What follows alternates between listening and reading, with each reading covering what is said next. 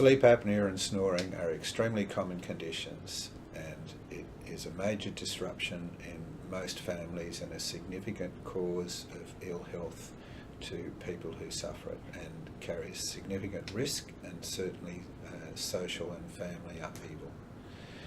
Most people who snore have some degree of sleep apnea.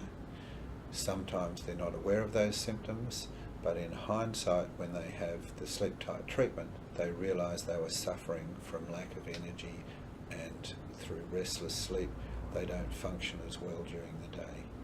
Conversely, most people who suffer from sleep apnea do snore significantly, and the sleep-tight procedure helps both conditions, with some instant improvement and some progressive improvement due to the way the laser treatment works.